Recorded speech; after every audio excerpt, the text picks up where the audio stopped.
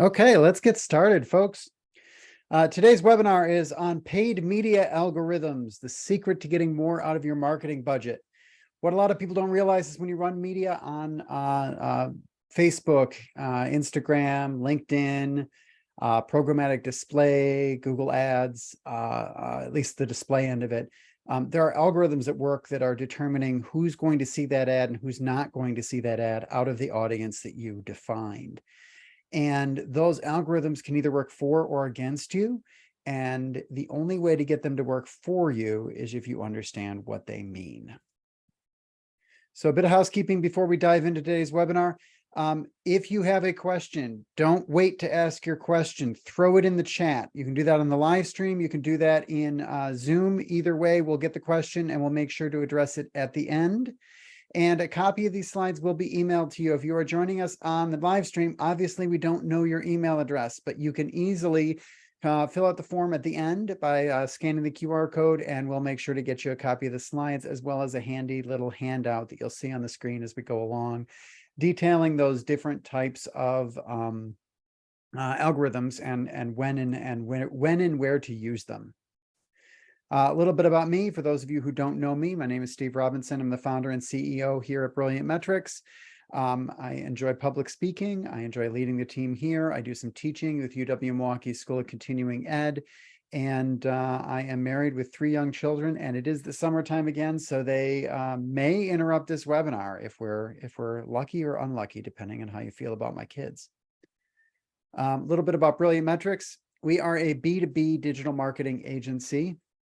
Our clients really come to us because we help them continuously improve. We help them continuously move to the next level, whether that's through technology, education, training, tools, or just plain doing it for them in some instances. It's this continuous improvement approach that really keeps our clients with us. That's the last and only bit of pitch in this entire webinar. Now we're going to move into the actual meat, that training, that education. So today, we're going to talk a little bit about the what and why of an algorithm. What is it? How do these algorithms work? And then we'll start digging into the different algorithms.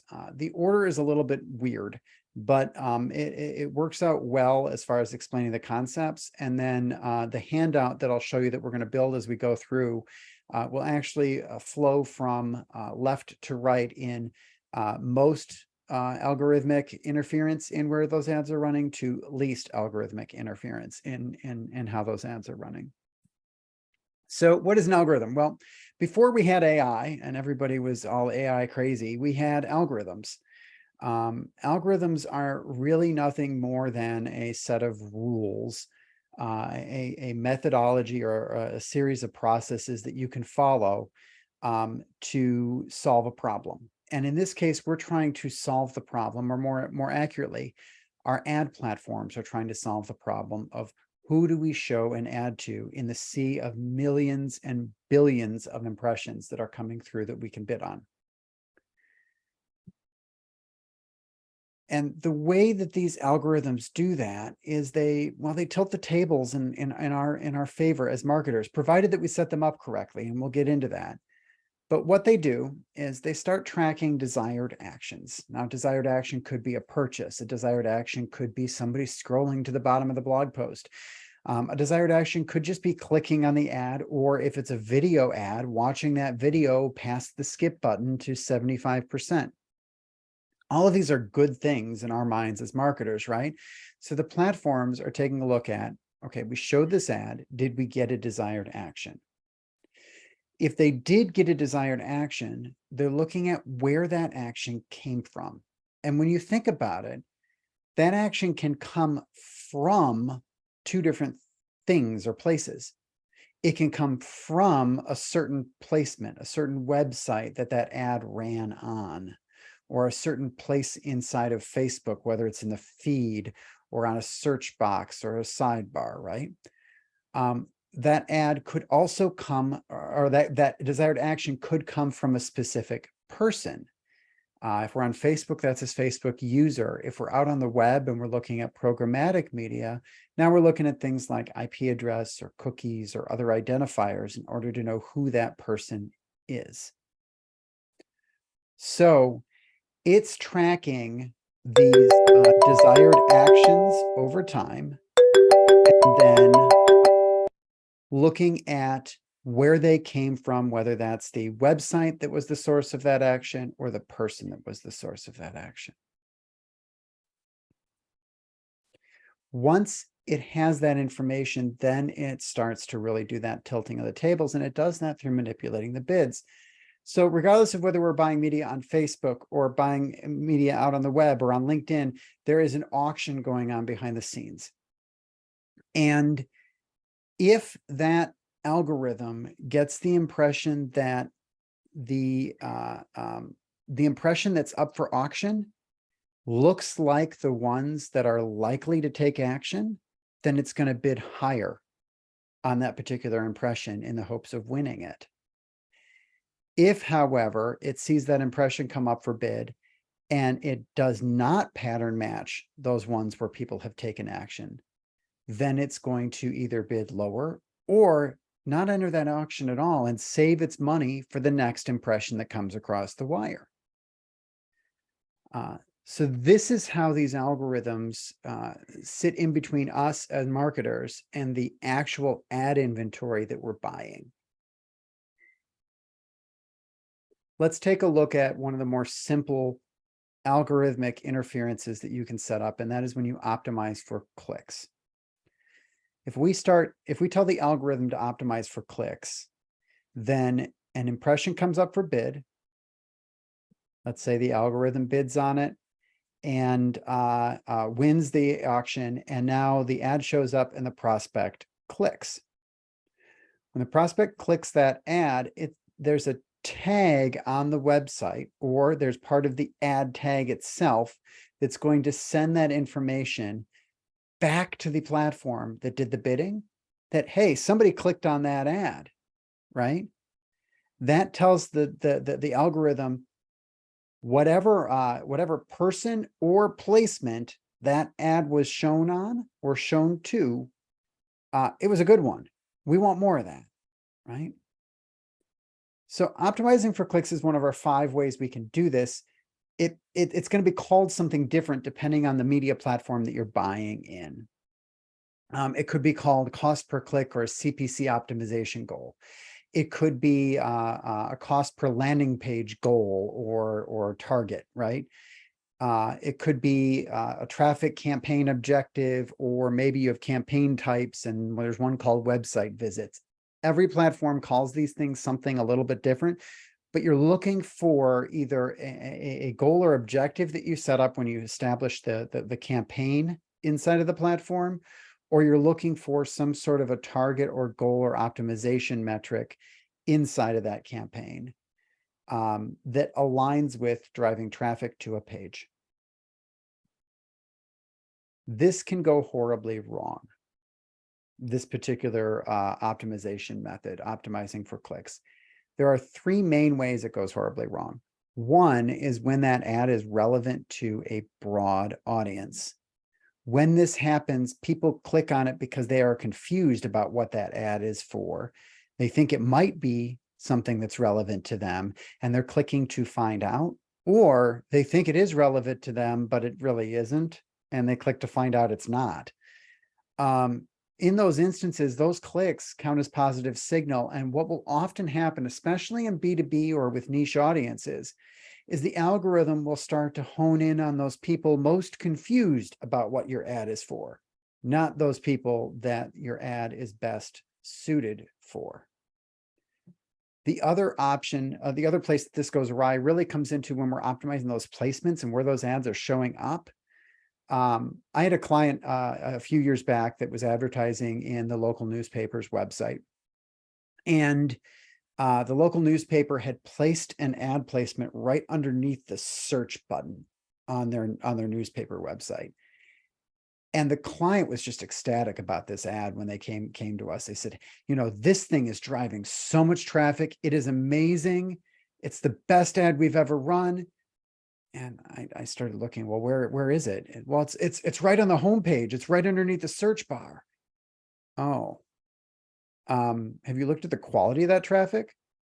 And sure enough, every single one of those website sessions bounced. They weren't trying to click that ad. They were trying to click the search button and they missed. So a lot of really kind of scuzzy or scammy websites, or more often apps, will do this. This is when you're playing a game and you have that interstitial ad, and the little X to close the ad is inside the ad, and you're trying to hit it and you hit the ad instead. That's not by accident. That's not some designer not knowing how to create a good usability experience. That's so they can drive up the clicks on those ads inside that app, so that they get more and more advertisers bidding on that traffic because they get a really good click-through rate. Finally, this is the one that's probably most susceptible to bots.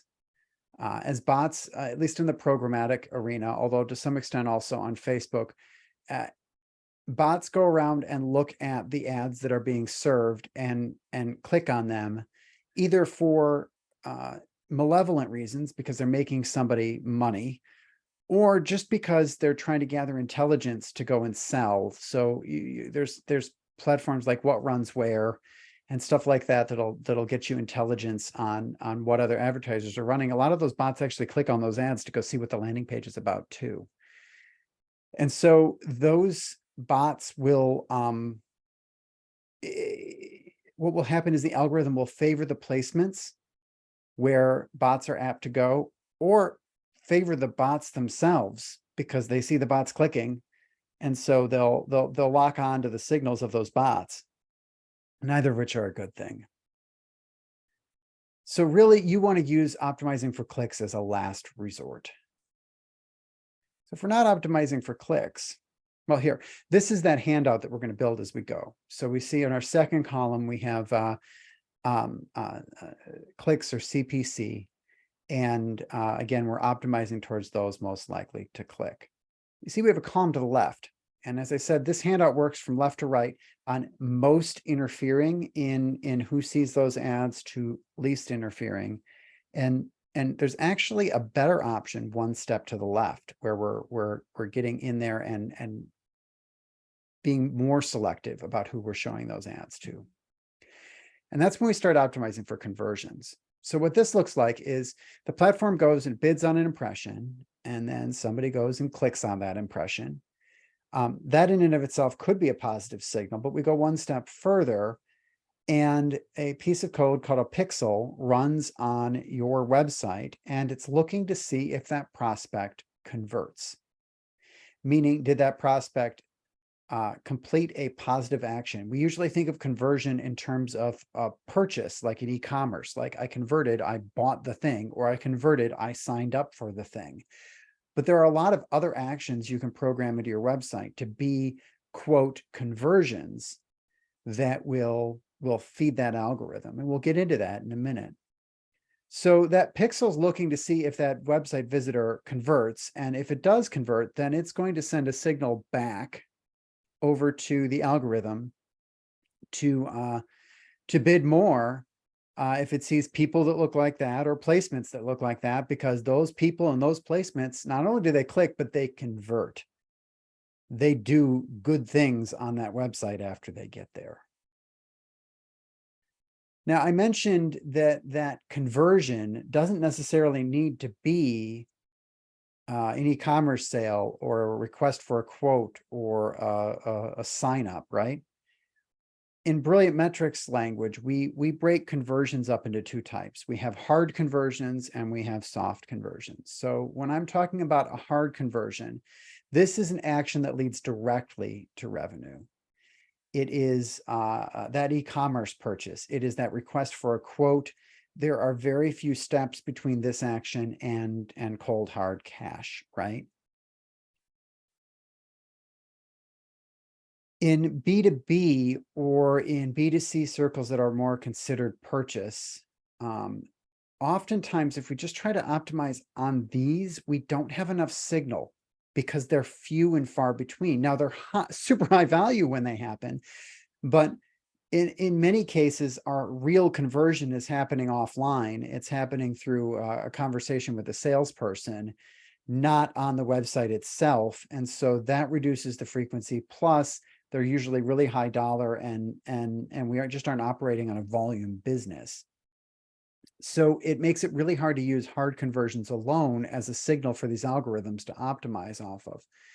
So again, examples of this are things like e-commerce checkout, request a quote, request a meeting, those really high intent, high value actions.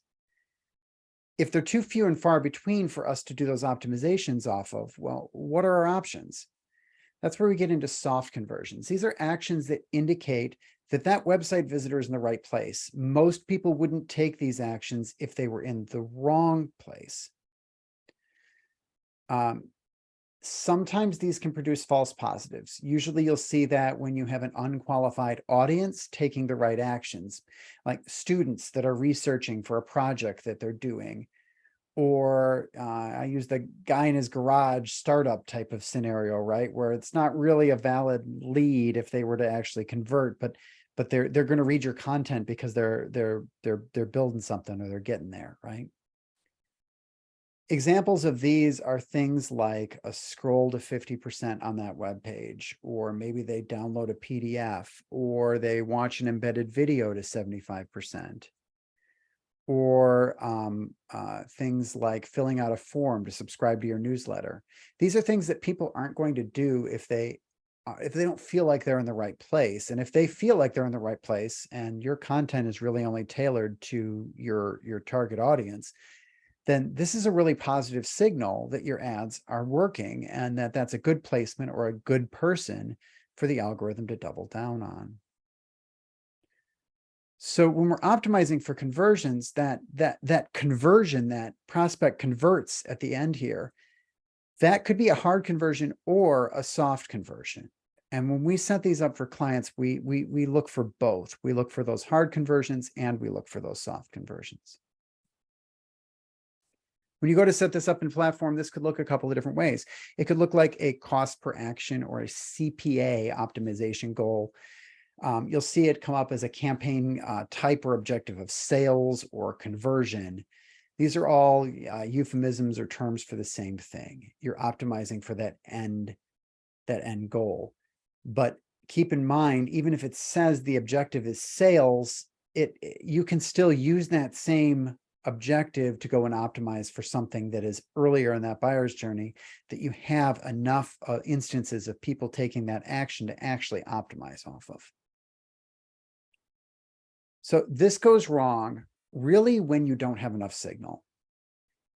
If you're taking people to a landing page that isn't long enough for them to scroll on, there's no embedded video, there's no PDF to click on, there's really nothing to do except for read the short, really short blog post there. There's not enough signal there for even a soft conversion to tell the algorithm this is the right traffic. That's the biggest place that we see an issue with this. This is the best way to optimize your paid media, at least especially when you're talking about open audiences, which is a qualifier I'll get to in a moment. So that works well if you have some sort of action they can take after a click, or if you have a click for them to take. But not all media is created that way. Not all media has a place for somebody to convert. Examples of this are videos. Oftentimes, the whole point of the video ad is just to get people to watch that video, to educate them and inform them along that buyer's journey, not necessarily to get the click. We'll probably put some place for them to click, at least on Facebook or LinkedIn, where we can add a call to action. But a lot of programmatic video platforms, they may be able to run a companion banner, but a lot of them, we're limited to that video sitting in there, right? And we can certainly ask them to take time out of their day at this particular moment when they're really there to watch some other video to go and complete some action on your website. But the number of people that are going to do that are pretty low. And our ability to connect the dots directly back to that ad is pretty questionable in today's privacy space. So we can't really optimize most video advertising on conversions. And we don't want to optimize on clicks. The same thing can be true depending on the type of ad we're running on social. A lot of carousel ads, again, the message is in the carousel. It's not something we need somebody to click, and we're happy if they're engaging with our brand right there within that carousel. Sometimes we'll really focus on social lift with a particular social ad, in which case we're looking for them to comment, like, and share, and really get that ad out to more and more people, right? If that's the case, then we can't use conversions or clicks to optimize these ads. Thankfully, most of the ad platforms actually have an algorithm in place for us to use instead, optimizing for engagement. So in this instance, the ad platform serves the ad, they bid on it, you win the auction, the ad shows up, and now the platform itself is looking to see if somebody watches that video all the way to the end or 3/4 of the way to the end. The platform itself is looking to see if somebody will comment, like, share, whatever other social action you might be looking for there. And if it sees those signals, then it knows that it got the right person or the right placement for that ad, and it does more of that. So depending on the type of platform you're running and the type of media that you're running, this can be called a number of different things. If it's video, you'll often see cost per view or CPV optimization. Occasionally you'll see engagement. So Facebook will use engagement as the campaign objective for both video and if you're looking for social engagement. Sometimes it's video views is the optimization tactic. It really depends on the platform that you're in, what the terminology they use, but it's looking for them to either view a video or engage in some way, shape, or form. This can go wrong when an ad is relevant to too broad of an audience again. So if your video, let's say you make one of those really entertaining B2B videos, and I know you're laughing for a second, but they really do exist. If it's too entertaining, then everybody's going to watch it at the end just because it's that entertaining, whether they're in market for your product or service or not. In that instance, optimizing for video views just means you get people with the right sense of humor for the kind of video you made, not necessarily the right audience. So we see that as being the biggest issue here, is when you create content that is too broadly interesting. It's best for skippable video. It won't work with your 30-second video where it's a fixed length and everybody has to sit through it. Good for carousels. It's good for posts where you're really looking for that social lift, the likes, comments, shares, in order to get that out to a broader audience. But you really don't have a strong CTA on that post itself. Okay, so working from left to right, we have conversions, we have clicks, we have engagement or views. All of these work really well to constrain large audiences down to the people that are most likely to click. But that isn't always our goal. So I want to introduce another concept here. Here at Brilliant Metrics, we have these terms: open audiences and closed audiences. And when we use the term open audience, this is an audience that is realistically, it's just too large for you to advertise to the entire audience all the time. Furthermore, the audience members aren't equally attractive, and usually that's because they may or may not be familiar with the brand. The algorithm, the selection for them could be a little bit fuzzy. Maybe it's a lookalike, or maybe it is it's based on some third-party data set. And that third-party data broker is really incentivized to make that data set as large as possible without making it useless. So you're going to have a lot of people in there that aren't perfect for what you're looking for. And so these open audiences, you cannot blanket the whole audience with media. It's cost prohibitive and it's not efficient to do so. You really want to go fishing inside that pool for the right types of prospects, and you really only want those ads showing on the best possible placements to get that engagement and get that click. Now, contrast that with a closed audience. This is an audience that is small enough that I can, within my budget, reach everybody in it. And more importantly, I can nurture and reach those people repeatedly because I know all these people are equally attractive to me. They've pre-qualified themselves in some way, shape, or form. These audience members are generally familiar with the brand because chances are, if I've pre-qualified them, it's because they've already interacted or engaged in some way. And it could be that's because they're in my CRM and I'm using CRM targeting. That could be because I'm retargeting traffic that's already been to my website and they've seen my brand and they know what we're about. But either way, there's some reason that I know that they're worth my attention regardless. and I don't need to be fishing inside this audience to get the right people. When you're marketing to a closed audience, you really have no favorites. These are pre-qualified as outbound targets by some prior action. And that means not only do you want to reach everyone, but that also means that your impression is worth just about as much as that interaction.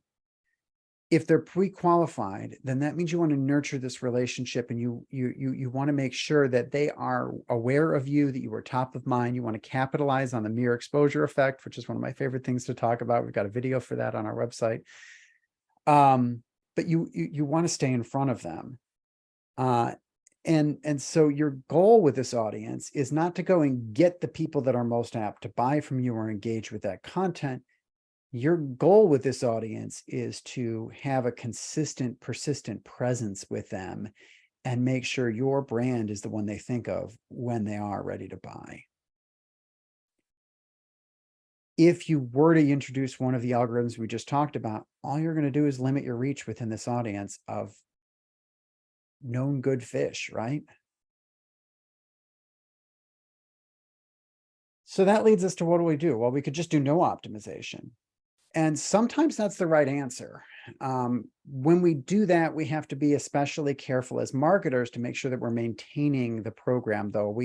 We are responsible then to adjust bids and budget to map to the size and cost of reaching that particular audience. And when we don't, we end up overpaying. So no optimization in a platform is going to look like usually just a straight CPM or a budget and bid type of campaign. Sometimes we'll see this as an awareness campaign or a reach campaign inside of the platform as well. This can go wrong when we don't maintain those bids and budgets. This can go wrong when it gets served on bad inventory. But really, in general, this is a fine way to go if you're working within a closed audience and you want to maximize your reach. And on social platforms, this is really your best or only lever to go when you're working within that closed audience.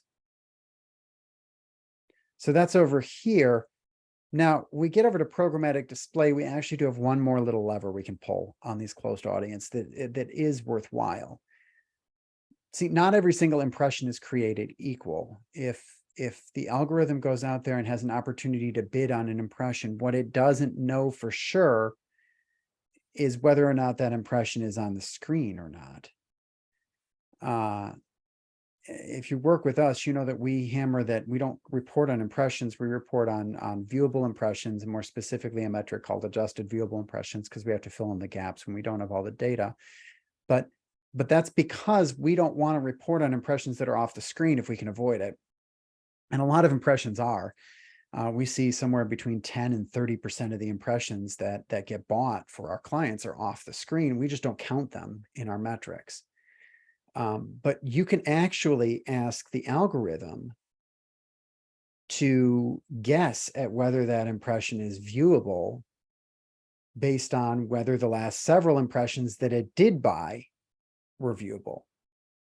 Because the platform will get a signal back on whether that ad was on the screen or not, but only after it's bought it.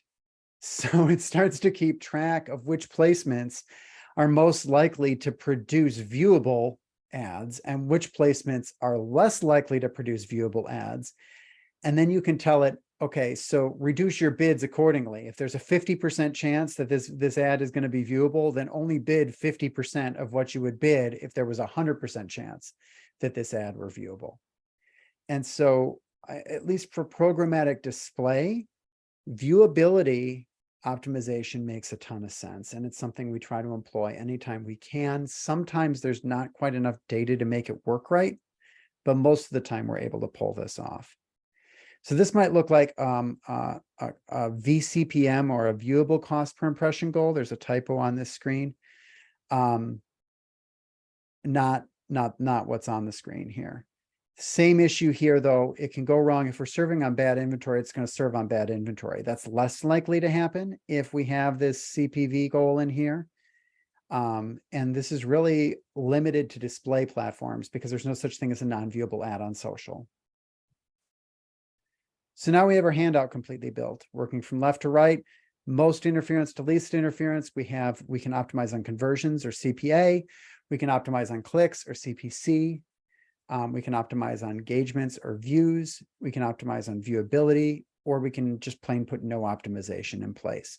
If you're running closed audiences, you're going to be in one of the two right columns, and it really depends on the type of placement. If you're running display, then you're going to optimize for viewability if you can. And if you can't, or you're running on social, then you just run with no optimization in place whatsoever, and make sure that you keep an eye on your bids and your budgets to make sure they're in line. On the left-hand side, if we're working with open audiences, your go-to ought to be CPA if possible.